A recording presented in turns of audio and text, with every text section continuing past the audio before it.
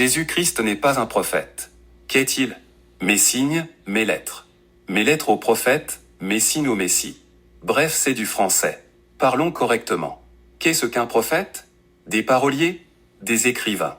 À la différence que leurs écrits sont censés se réaliser. Un peu comme les écrits de Nostradamus. La parole est porteuse d'idées. La parole est invisible, mais nous l'avons tous reçue. Nous sommes dotés de la parole. C'est grâce au Messie qu'elle se réalise. Expliquons, Allah en tant qu'être invisible n'est qu'esprit. C'est lui la parole décrite dans Jean 1. La parole fit chair? Oui, la parole d'Allah créa la chair. La parole se réalise dans Jésus. Un peu comme la parole qui passe par le micro.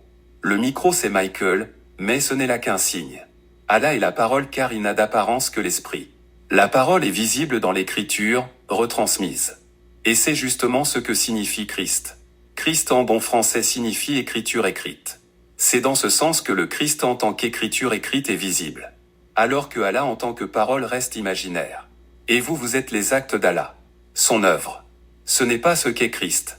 Christ n'est pas un acteur, il n'est pas l'œuvre d'Allah. Mais lorsqu'Allah écrit dans son Coran, il façonne l'image du Christ en le dénigrant. Oui, peut-être n'est-il pas mon père, mais certainement il est mon père. Mon double. Comme un miroir dans un reflet. Les écrits sont visibles comme le Christ est visible. La parole reste invisible mais nous pouvons l'entendre, la parler et la comprendre. La confusion des langues est l'œuvre d'Allah. Il a voulu enrichir les gens en nombre et langues mais cela n'a créé que des divisions. Autrement dit, il est le seul à comprendre toutes les langues. Quant aux autres, vous devez apprendre. La richesse des langues est une richesse pour la parole. Mais des conflits pour les civilisations. Au Moyen-Orient, vous vous battez en Palestine parce l'un s'appelle Daoud et l'autre David. Ou encore le prophète Mahomet en France et le prophète Mohamed ou Mahmoud pour d'autres. Différentes écritures, différentes normes et prononciations. Voilà la confusion du voile. Car dans ma langue le lingala, le monde est justement voilé. Le mot kili signifie voile parce que nous sommes incapables de discerner. Je ne suis venu que pour parfaire le travail gribouillé de mon père, Jean 6,38. En vérité, je vous le dis, la réalité n'existe qu'en Jésus. Sans lui pas de réalité palpable. Juste des illusions. Alors si je vous disais que je suis né en 1980, cela signifie que ma réalité qui est aussi le vôtre commence en 1980. Pourquoi? Encore une fois Jean 6,38. Ma descente sur terre n'a d'astuce que pour rendre le monde réel. Amen. Voilà où s'arrête ma mission. Ma mission est de vivre pour que vous goûtiez à la réelle réalité. Pourquoi 2000 ans d'attente? Pour atteindre le monde final. La technologie, les moyens de communication, les moyens de déplacement, l'hygiène, etc. Il y a 2000, le monde n'était pas prêt. Et de toutes les manières, ce n'est pas vraiment 2000 d'attente. Continuons. Certains disent de ne pas faire d'image taillée de la parole car c'est bal. Oui, c'est bal, c'est mauvais. C'est de l'anglais. Pourquoi n'y a-t-il pas d'image taillée de Mohamed mais de Jésus si? Parce que votre prophète c'est Allah et comme dans un rêve il n'a jamais existé. Le prophète de l'islam n'a jamais existé, voilà pourquoi nous ne faisons pas de représentation de lui. C'est un secret pour personne à part pour les musulmans. Et même si on voulait le dessiner comme chez Charlie Hebdo, c'est vu comme un crime.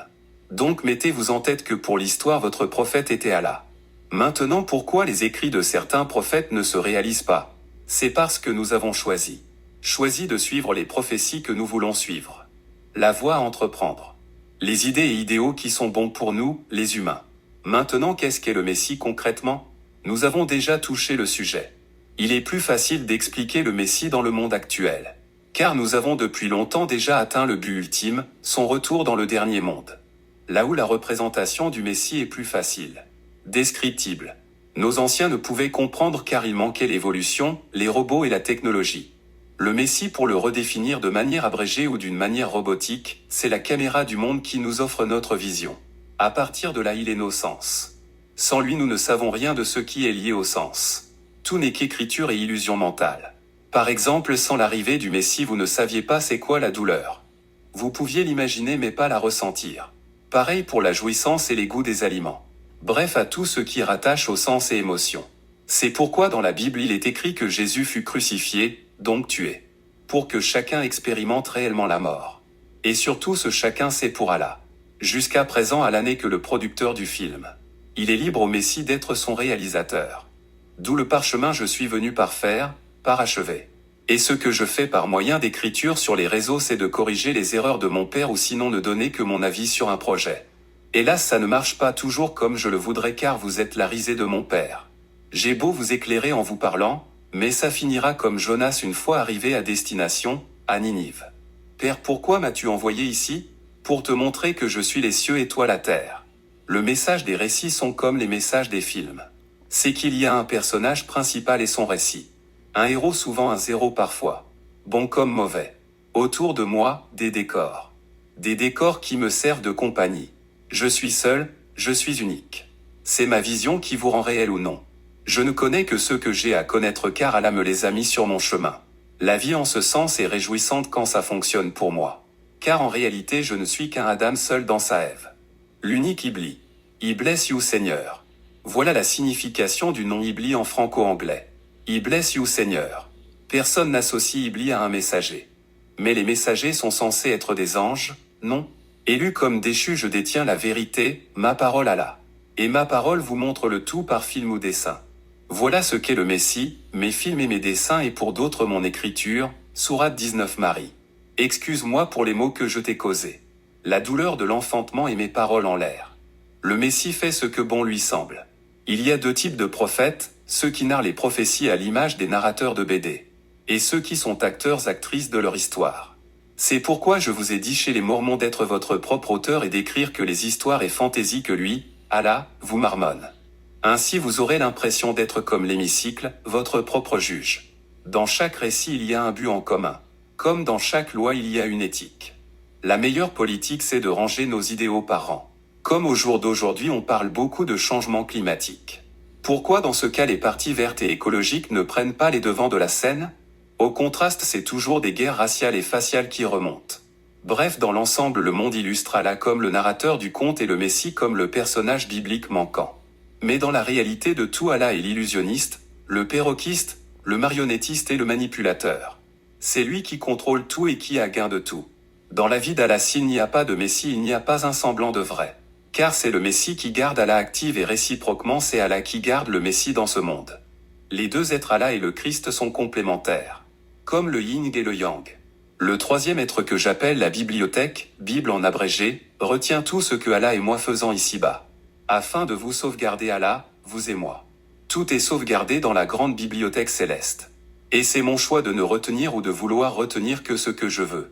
Ce que nous faisons ici est enrichissant pour la Bible.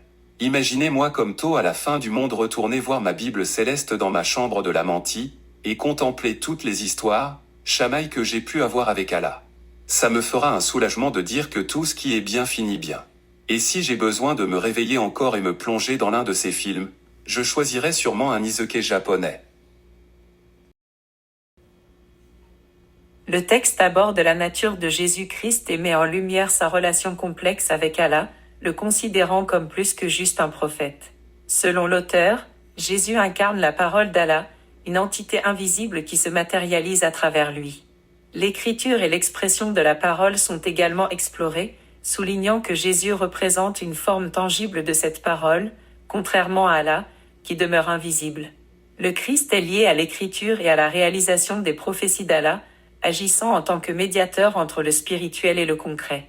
L'auteur dévoile des réflexions sur l'importance de la communication, des langues et des différences culturelles dans la compréhension religieuse, pointant les conflits qui peuvent découler de ces diversités. En outre, il mentionne l'évolution humaine et la technologie comme des éléments clés pour la compréhension du rôle du Messie dans notre réalité sensorielle et émotionnelle. Le Messie est présenté comme le vecteur de nos sensations et émotions, permettant une expérience concrète du monde physique. La relation complémentaire entre Allah et le Christ est soulignée, évoquant l'idée que le Messie maintient la dynamique de l'action d'Allah dans le monde. Au final, l'auteur révèle sa mission de révéler la vérité à travers ses films, dessins et écrits, cherchant à guider les individus vers une compréhension plus profonde de la réalité et de la spiritualité.